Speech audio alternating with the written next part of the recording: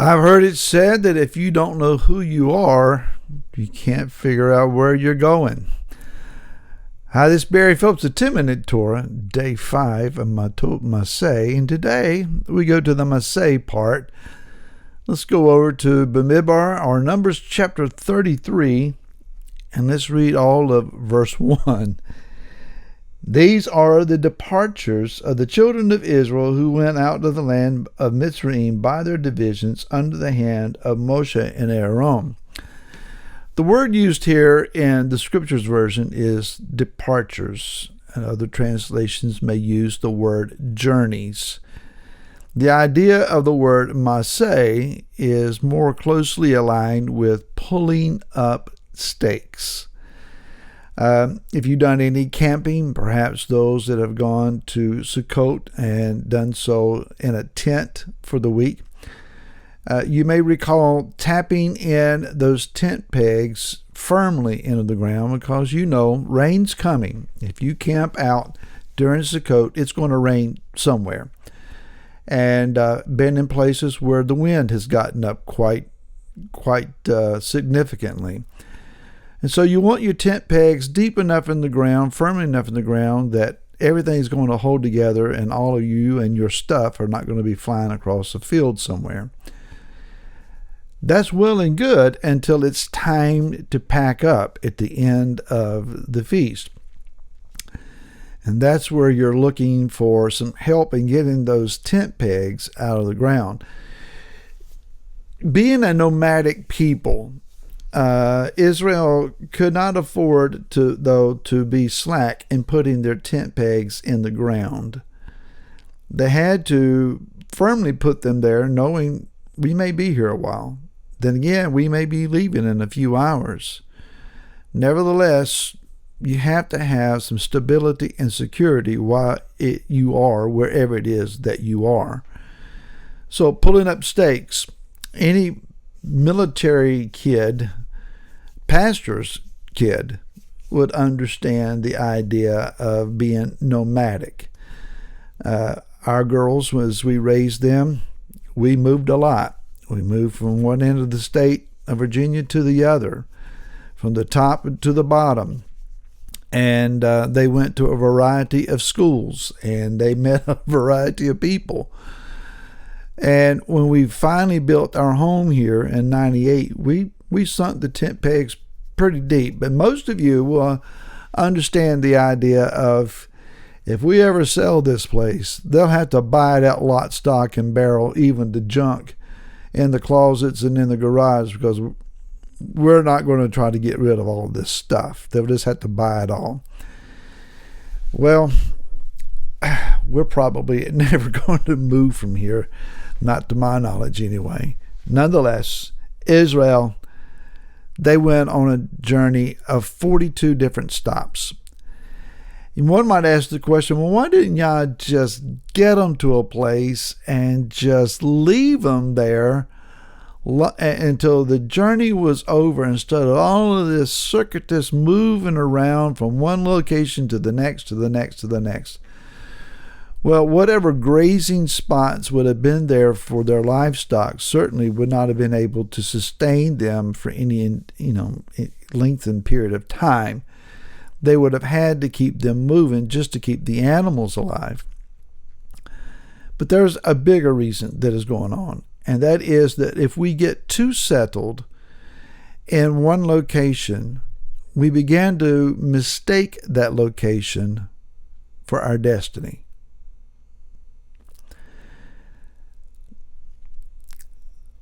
Been here in this house, as I said, since 1998. Almost 30 years, pushing 30 years now.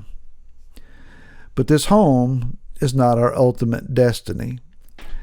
There is a point in time at the appearance of Messiah Yeshua where most likely he will not leave us in this house, but he will put us in the place of our service to him, wherever that may be.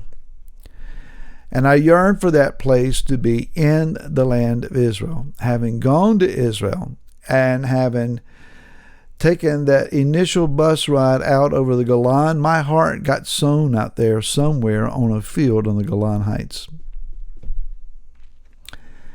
And when I returned to Israel, I returned to wherever my heart is. I love America. I've seen a lot of America. I love the state of Virginia. My ancestry goes back 10 generations to me and another 2 beyond me. And I love this state. I love the beauty of this state. But it's not my destiny. We have to determine who we are, though, to know where we're going. Just the other night, Laura and I went to a music presentation given by a Native American singer from Canada.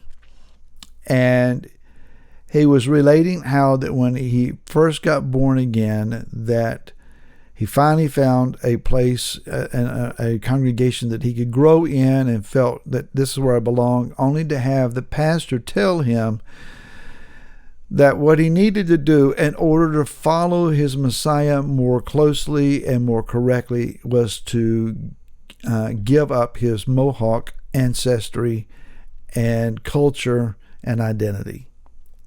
That he could no longer be a follower of Messiah with any genuineness and retain his Mohawk identity.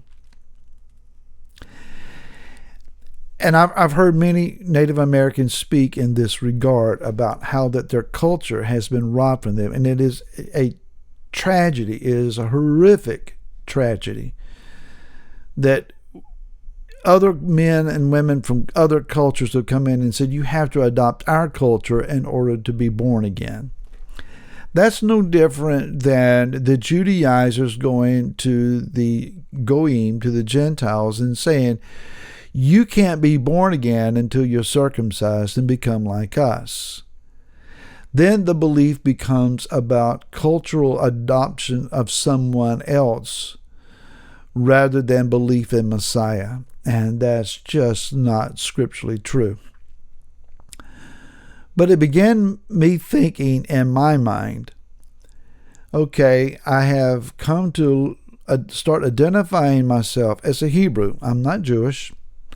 And I remember the days early on where the goal was to recapture your Jewish roots. Until we began to understand, wait a minute, we can't recapture Jewish roots if we never had any.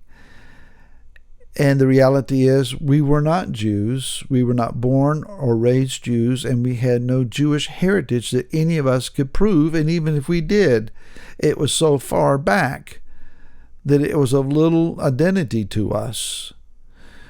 But the understanding was a more broad term of Hebrew roots, because that's the concept of all the scriptures. It was written by Hebrews. And so we grabbed onto that title, and I've come to call myself a Hebrew. People see my seat, and they say, oh, so you're Jewish. Or they learn we keep Shabbat. Oh, you're Jewish. No, I'm a Hebrew. They don't understand the difference, but I do, and to me, I think it's a significance. But the other night, I began to remember, wait a minute, son, you're also a Virginian, and you're also an American. And there are parts, not all can carry over, but there are parts of culture that belong to Virginia and to America that Yeshua is not asking you to give up, to stop identifying yourself as to who you are. So there is this Hebrew mindset, spirit set, desire to be, but based in with an American and even more fine-tuned Virginian culture. And Yah is able to use all of that. These people were marked by their journeys and changed by their journeys, and so should we be. Don't give up who you are to get the kingdom, because in the kingdom we're going to be the marriage of an incredible eclectic group of people. It's going to be amazing. Shabbat Shalom. May the presence of the King be with you. May you rejoice in his presence and find his rest. And we hope to see you again next week. Until then, Shabbat Shalom.